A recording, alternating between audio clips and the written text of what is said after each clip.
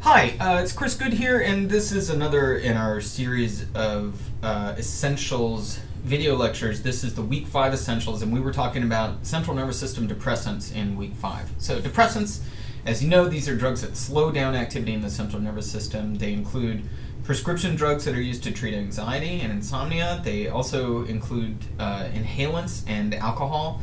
As a group together, we call these the sedative hypnotics. And by far, alcohol is the most widely used of these depressants. But because of our long history with alcohol as a species, we're going to talk about that in a separate lecture. The most widely prescribed depressants these days are the benzodiazepines. They're the newest of the depressants on the market, and we're going to talk about those a little bit later on in these slides. The first group we're going to talk about as a group of depressants is the inhalants. The inhalants are pretty much any volatile solvent or other compound that can be used for intoxicating purposes. And they have depressant effects that are similar to the prescription sedative hypnotics like benzodiazepines and barbiturates and some of the other drugs we'll be talking about. But they have a slightly different mechanism of action. So whereas these other depressant compounds work through the GABA receptor, inhalants typically work through glutamate receptors. They block glutamate receptor, particularly this kind on the left that you see, the NMDA, the N-methyl D-aspartate type receptor. The problem with inhalants is that, first of all, they are intoxicating just like the other depressants, but they're also dangerous for reasons that we'll see in just a second. They're toxic to other body systems. And the products that can be abused by inhalation include, well, pretty much anything that's volatile, including gasoline, glue, paint, lighter fluid, any propellant. Most propellants used in spray cans can be abused in this way. Canned air isn't air at all. It's actually can be used as an inhalant. Nail polish correction fluid, markers, that sort of thing. These drugs are very easily accessible to young people, right? Nobody's going to card you when you're buying, nail polish or correction fluid. And so it's kind of sad that these end up being abused by children, because these are the drugs that can get them high, that they have easy access to. I mean, these are under your kitchen sink. We'll talk in a second about how dangerous they are to other organ systems besides the brain, and other mechanisms of toxicity that are pretty dangerous. This group of inhalants, though, also concludes a prescription drug, nitrous oxide, which is also known as laughing gas, that has been around for a long, long time and is still used for light anesthesia, especially by dentists. It's also used as a propellant for both commercial and home whipping cream dispensers. So if you go buy some Weddy Rip at the store, look at the can, and it says that nitrous oxide is indeed the propellant that's being used. So again, widely available for abuse. There's another class of drugs that can be inhaled to produce intoxication, and these are the nitrites.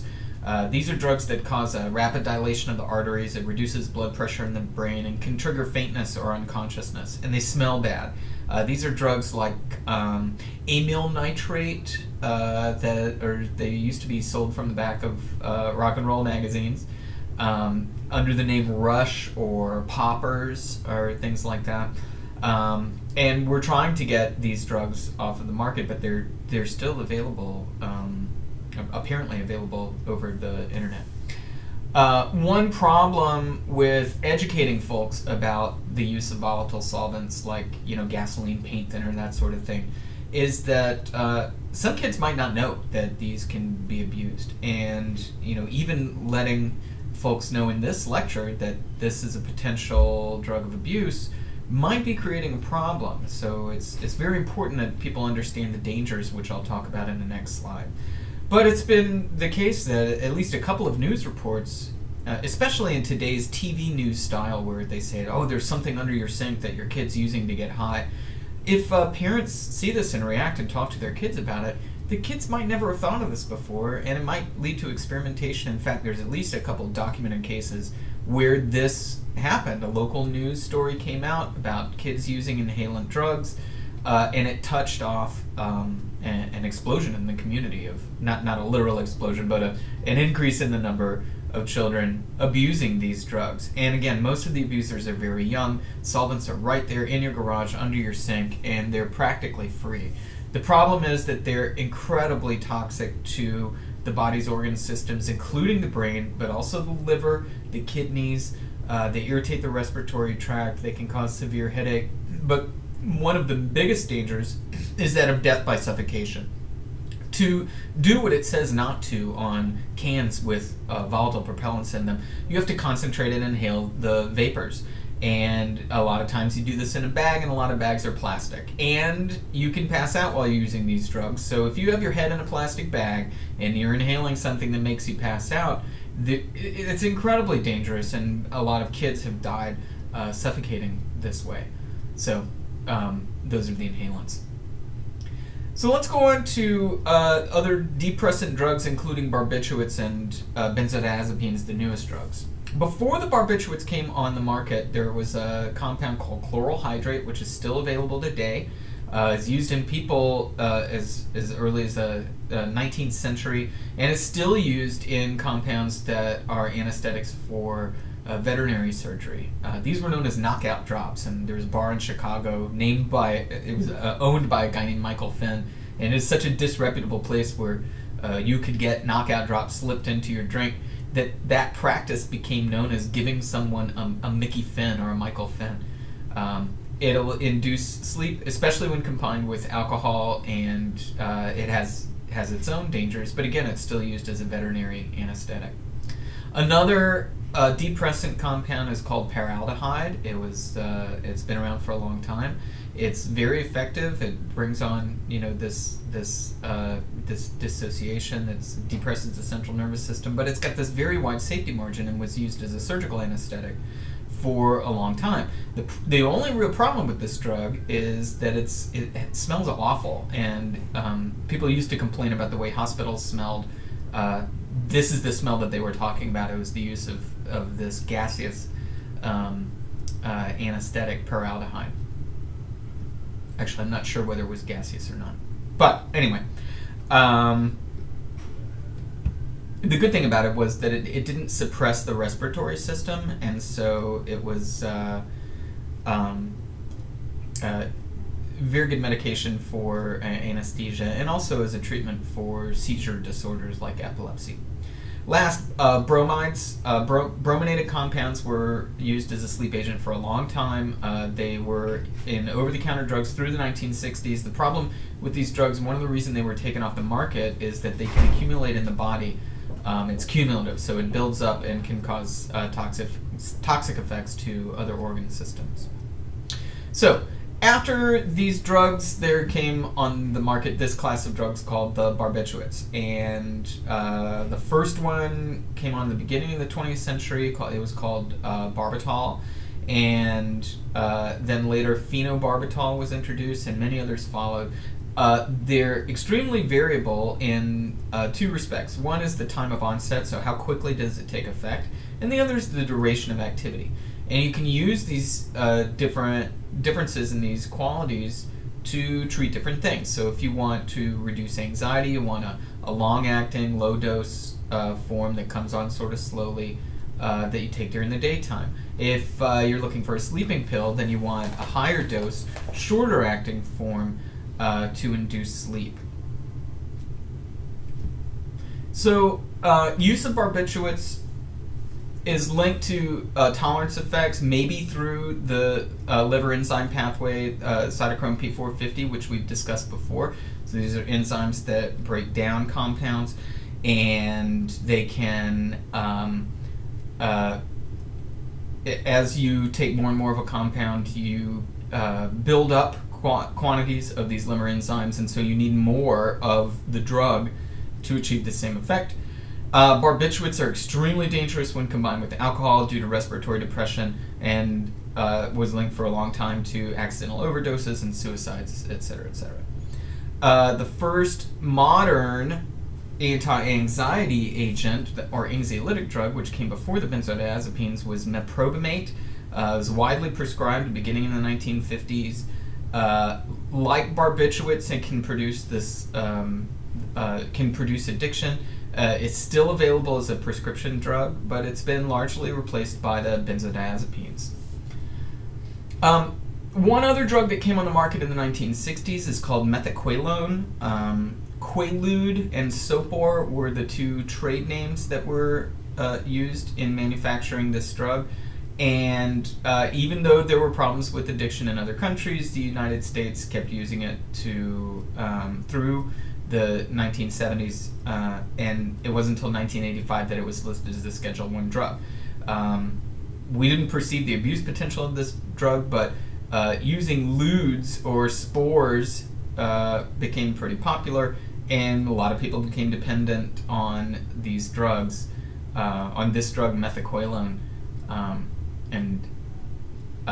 So we'll move on to the next class of drugs, which is the next type of depressant drug, which are the benzodiazepines.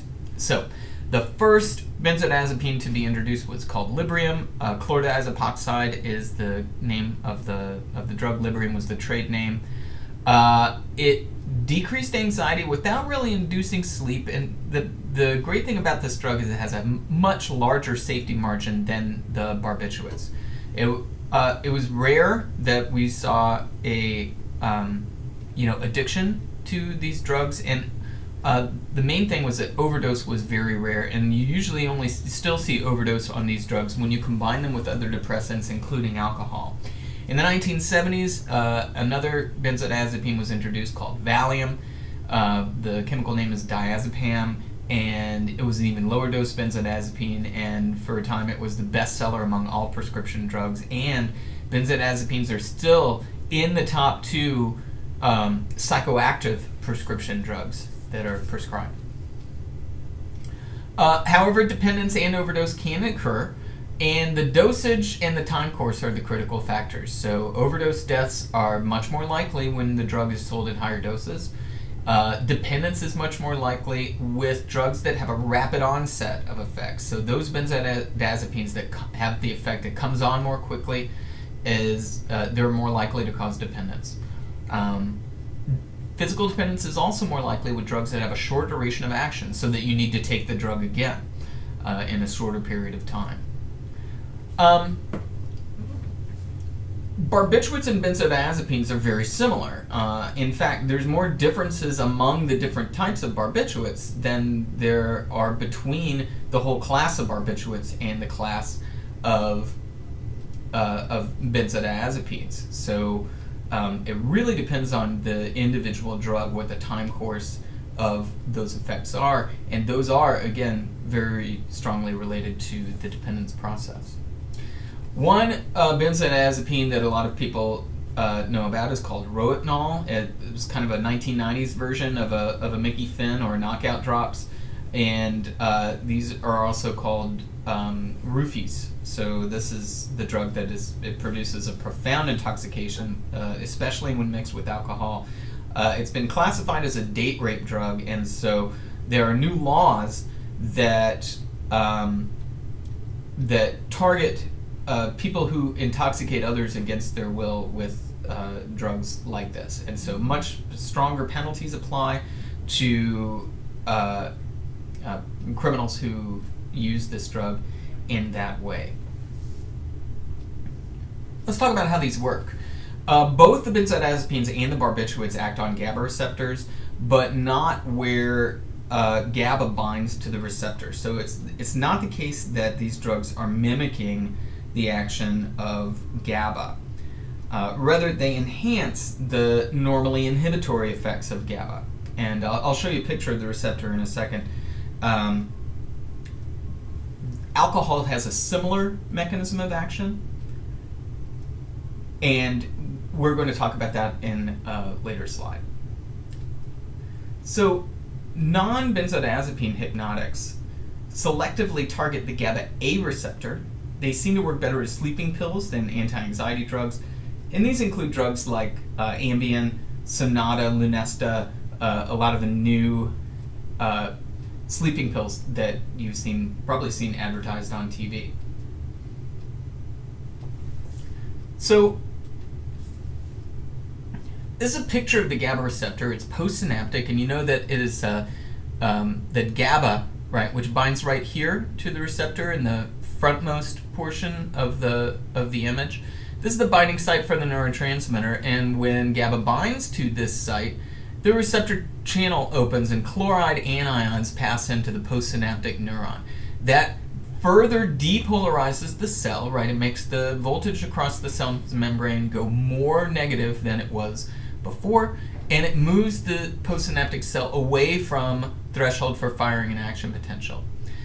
At these other subunits of the protein that makes up the entire GABA receptor, there are binding sites for lots of different drugs, right? Here's one for the benzodiazepines. On the other side of the binding site for GABA is a site where barbiturates bind. And there are a couple other sites as well for drugs that we haven't yet talked about yet, but we will a little bit later on.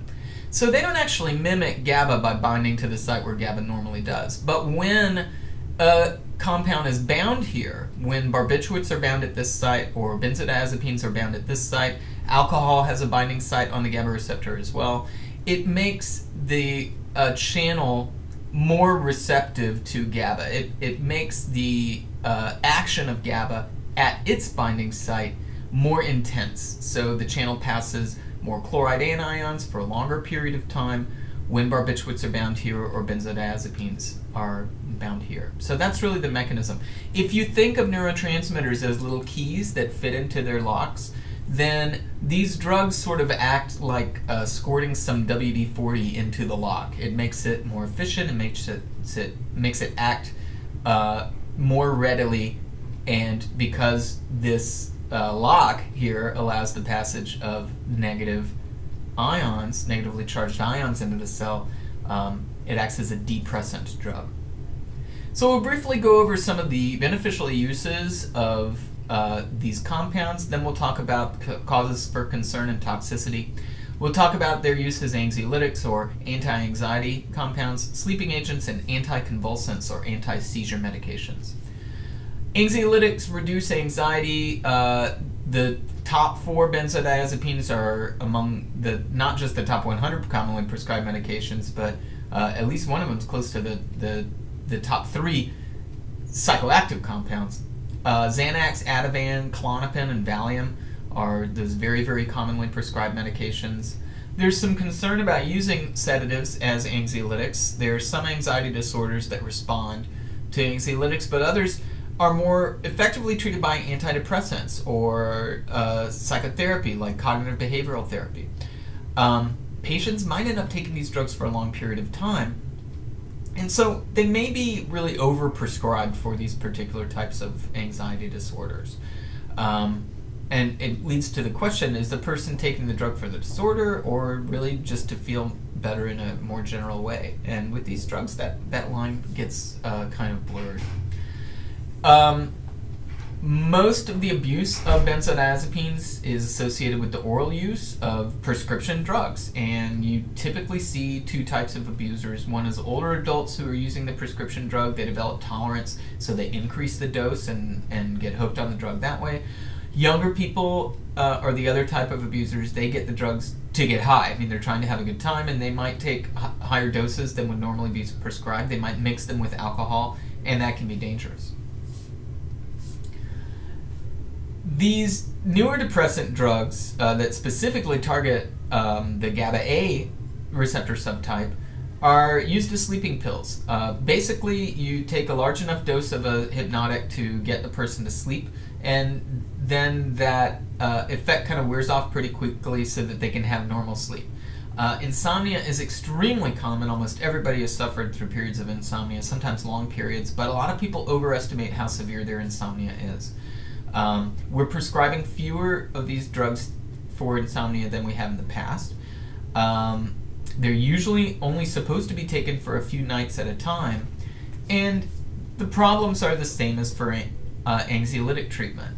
They might induce tolerance, dependence. You do see rebound insomnia, so if you use it to sleep one night, if you don't have it the next night, then you might get rebound insomnia. Hangover effects are common as well, and also some very bizarre behaviors on drugs like Ambien and Lunesta, where folks won't devote enough time to sleeping, and they'll they'll be driving in their sleep, or even eating and having sex while they're asleep under the influence of this drug. Pretty much after 1976, benzodiazepines became the dominant sleeping pill on the market. There's another drug called Halcion that produced adverse psychiatric reactions in some patients. And now we have, of course, these new sleep medications on the market, and that we've talked about previously already. There are some non-benzodiazepine hypnotics, and these are the sleeping pills that we've been talking about. These are the selective GABA A receptor agonists. They do have an agonist effect, although they don't bind right there at the GABA site. They have rapid onset, but they have a short duration of action. And again, I've mentioned the concern about people doing all these bizarre things while they're still under the influence of drug. You have to make sure that you follow the instructions on the bottle. You need as much time as it says that you need to sleep after you take those drugs. And again, some of these have been approved for a long-term use, but ideally you're not going to be using these every night to fall asleep. Most people can fall asleep without prescription medication, and some of these tips might help you fall asleep and have more natural sleep. It's important to have a regular schedule, to have the lights out. We're designed to sleep in the dark. It's important to get exercise regularly, but you can't exercise late in the evening. That'll keep you up. It's nice to be comfortable in terms of temperature, in terms of noise, low noise, comfortable temperature. Eating is okay as long as it's light. You don't want to eat a heavy meal before you go to bed. Tobacco will keep you awake, so try not to use tobacco before you go to sleep.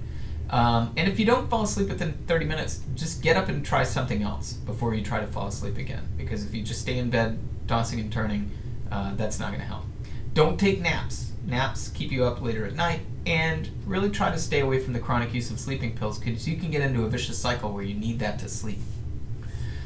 One more use of the depressant drugs is as anticonvulsants. That's anti-seizure medications. So barbiturates and benzodiazepines, either by themselves in low doses or combined with other anticonvulsants like drugs like Dilantin or gabapentin, drugs like that, might be prescribed for seizure disorders like the epilepsy disorders.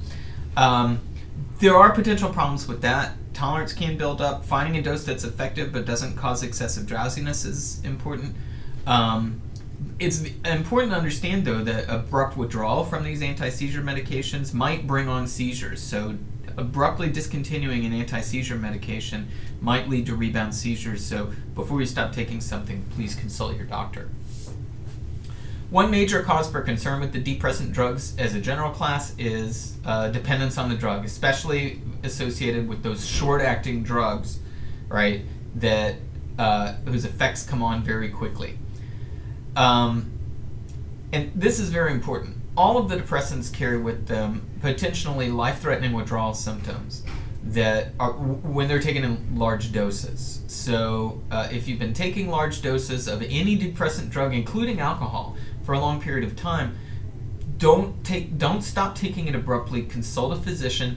There are drugs to help you withdraw safely from these depressant drugs, but both barbiturate and benzodiazepine and alcohol withdrawal carry the risk of life-threatening seizures, cardiac events, but also less life-threatening things like disorientation, nausea, delusions, agitation, irritability, insomnia.